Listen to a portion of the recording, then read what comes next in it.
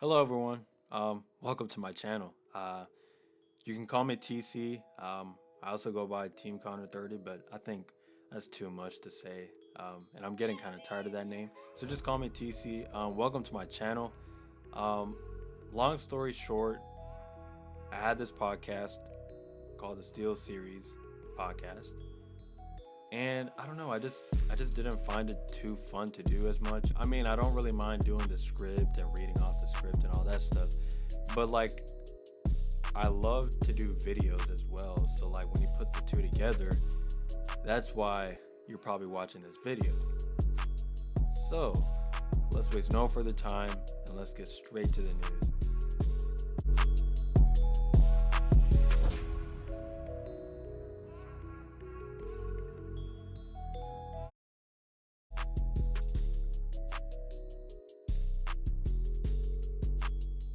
Jameis Winston, after a month on the open market, signed a one-year deal with the Saints.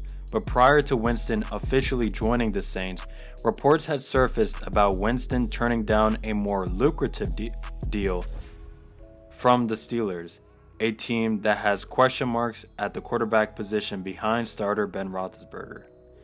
On Wednesday, Steelers general manager Kevin Colbert set the record straight on the team's reported offer to Winston. "We're always going to watch what's out there," Colbert said on 93.7 The Fan. "It's my job to evaluate any position, any player that happens to be available, and we do that. But I can honestly say that we absolutely made no negotiation or any offer to any veteran quarterback." So what do you guys think about that? I personally think I believe it. What's shocking to me is the fact that Cam Newton is still on the market. At the time of this recording, he is still on the market.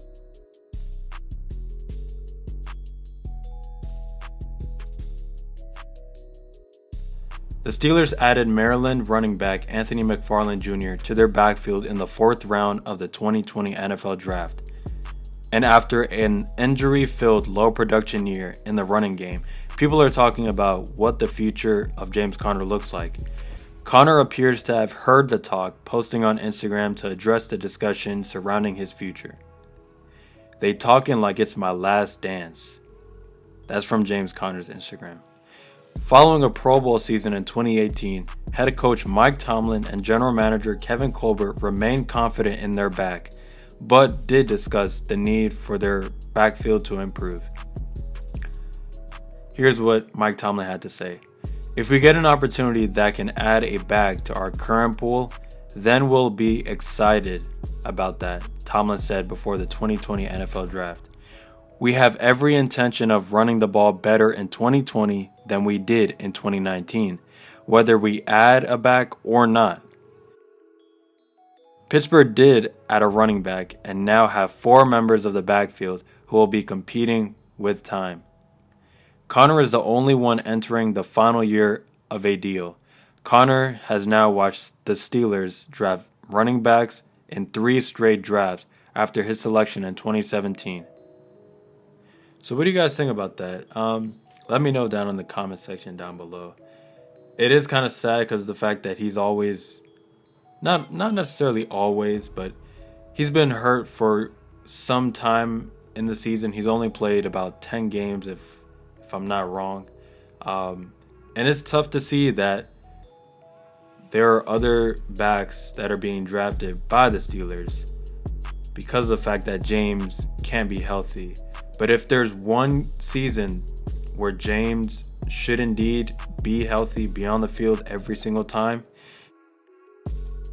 this will probably be the one year he should be.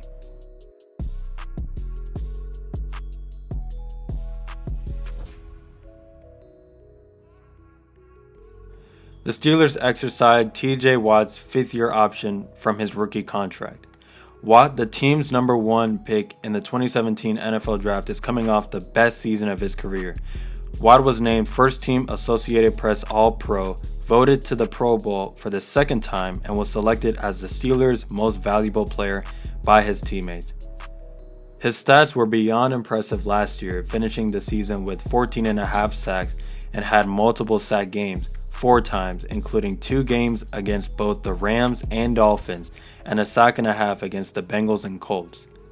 Watt, who was a finalist for NFL Defensive Player of the Year, finished the 2019 season ranked in the top 5 in multiple NFL categories, including sacks, quarterback hits, forced fumbles, and fumble recoveries.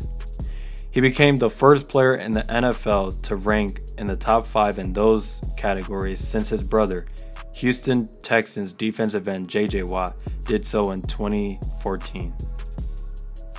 This offseason, the team signed Watt's brother, Derek Watt, who joined the Black and Gold after playing for the Chargers.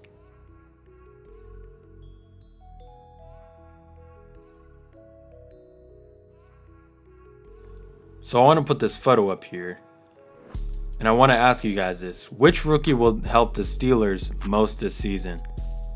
Will it be Chase Claypool, Alex Highsmith, Anthony McFarland Jr., Kevin Dotson, Antoine Brooks Jr., or Carlos Davis? Let me know down in the comment section below.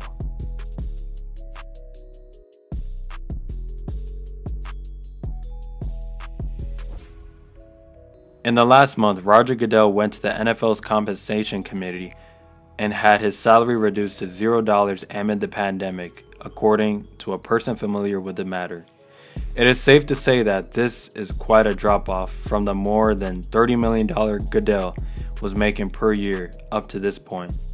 His efforts will be to help ensure that employees making less than $100,000 are not affected by the upcoming cuts. The NFL has since revealed the reductions based on the salary that will feature 5% for workers up to the manager's level, 7% for directors, 10% for vice presidents, 12% for senior vice presidents, and 15% for executive vice presidents. Fortunately, the 100% off the top from the commissioner should help pay some dividends.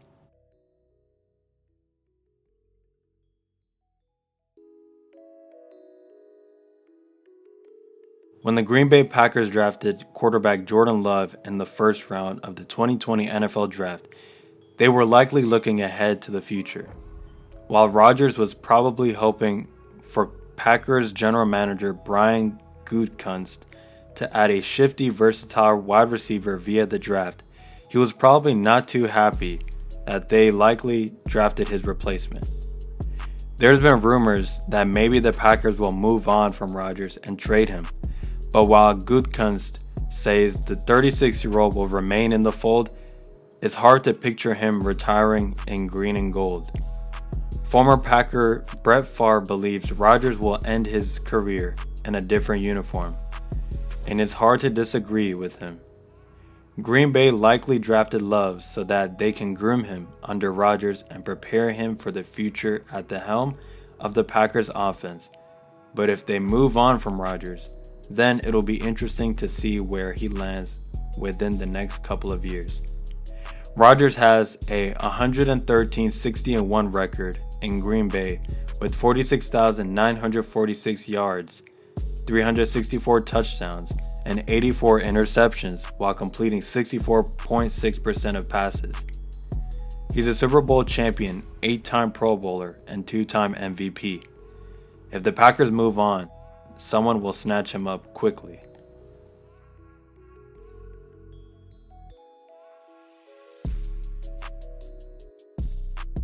Leading into the 2020 NFL Draft last week, a rumor was making the rounds that the Cleveland Browns were considering trading wide receiver Odell Beckham, perhaps to the Minnesota Vikings, who were in the market for a wide receiver after trading Stephon Diggs to the Buffalo Bills. Browns general manager Andrew Berry tried to put an end to those rumors once and for all Wednesday on Good Morning America. Here's what he had to say. With all due respect to the question, I think this is actually a topic, at least from our perspective. There really hasn't been a ton of ambiguity, Berry said. We've been clear from the beginning that we view Odell as a fantastic player. We're a better team with him on the field. We see him as a long-term member of the organization. We really like how he's acclimated and adjusted with the new staff. So the rumors, that's not something that we control, but we're happy to have him as a part of our organization. And there you have it, guys. I hope you guys enjoyed my very first video. If you did, please like, comment, share, subscribe, whatever you guys want to do. It doesn't really matter to me. And yeah, I'll see you guys in the next one. Peace.